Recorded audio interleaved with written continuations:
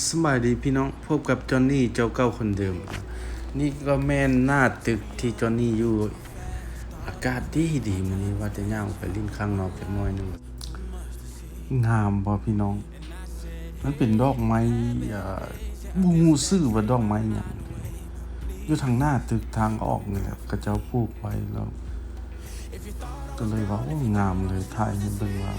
ไผฮู้ได้ว่าดอกมีหยังทางนี้เพราะว่าบ่ฮู้แล้วก็มันงามก็เลยว่าถ่ายให้พี่น้องเบิ่งว่าซั่นทางลุ่มมันจะเป็นแบบกกไม้แต่ว่าเบิ่งคือใบหอมแต่มันบ่แม่นหอมบ้านเราไว้เดี๋ยวเบิ่งไกลก็ว่าหอมลาบพุ่นน่ะเนาะว่าซั่นแต่มันบ่แม่นประเทศมันกกดอกไม้มีหยังบ่ล่ะที่ไว้อยู่ทางลุ่มเขียวๆนี่ก็ได้งามผสมกับอากาศดีมื้อนี้แล้วตะเวนก็เบี่ยงไปทางนั้นอีกทางนึงอีกแล้วก็มันห่มมาทางนี้อีกนะมื้อนี้คิดว่าจะออกไปข้างนอกจักหน่อยนึงสนุกอากาศดีสบายดี again อีกเทื่อนึงพี่น้องอากาศดีมื้อนี้ว่าจะออกไปย่างเลาะอยู่แถวใกล้ๆบ้านนี่แหละมันมีบ่อนช้อปปิ้งแลแล้วก็บ่อนซื้ออาหารการกินแล้วก็ร้านกาแฟบ่มีหยังกาแฟไปซั่นแหละว่าแถวใกล้ๆบ้านนี่แหละมันอากาศดีแท้ว่าจะออกไปเลาะจักหน่อยนึงสนุกว่าอีกสิเป็นจังไดนี่ก็เป็นบริเวณที่ว่ามันจะมีร้านขายของดิ้นเล็กน้อยแล้วก็ร้านของทุกของกินนั่นแหละทุกอย่างของมองว่ามันเป็นพลาซ่ามันเป็นแบบร้านขายของกินแล้วก็มีทุกอย่างอยู่ในเขตเนี่ยบริเวณนี้ที่ว่าเคยมาจนนี่เคยมานี่ตลอดไปแต่มื้อนี้อากาศดีเลยย่างลงมาเลาะดินมาเป็นจังได๋มาสักเทื่อนี่แหละ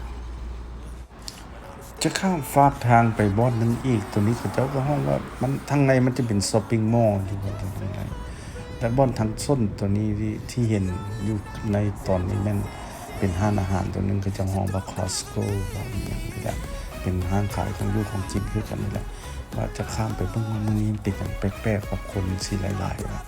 มีหยังคอนเซลบ่หรือว่าพอสิได้ญาตินำเขาเนาะ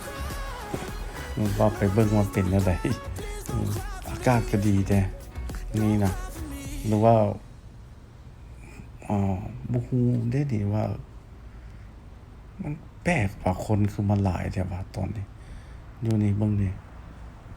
เอ้าเบิ่งก่อนมันจะเข้าไปแย่งนำเขาเบิ่งก่อนว่ามันมีหยังแด่เพราะว่ามันเห็นหลายคนแนวนี้ซั่นดอกว่าเบิ่งก่อนนะโอ้แปลกว่ะมื้อนี้โอเคซั่น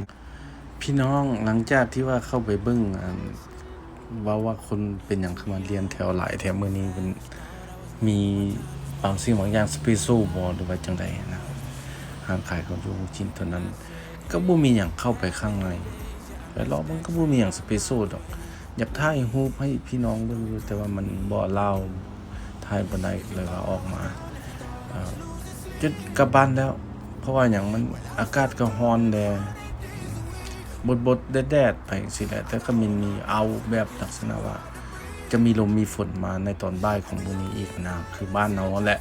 อากาศร้อนเอาแห้งแล้วก็มีมื้อแลงมาฝนตกก็คือจะคล้ายๆคือกันนั่นแหละพี่น้องสำหรับมื้อนี้คลิปนี้ก็บ่มีหยังหลายก็มีให้พี่น้องเบิ่งสิ่งบางอย่างในสำหรับชีวิตประจำวันของเจ้านี่เนี่ยออกมาว่าเป็นอะไรเอาไว้พบกันในคลิปหน้าเนาะ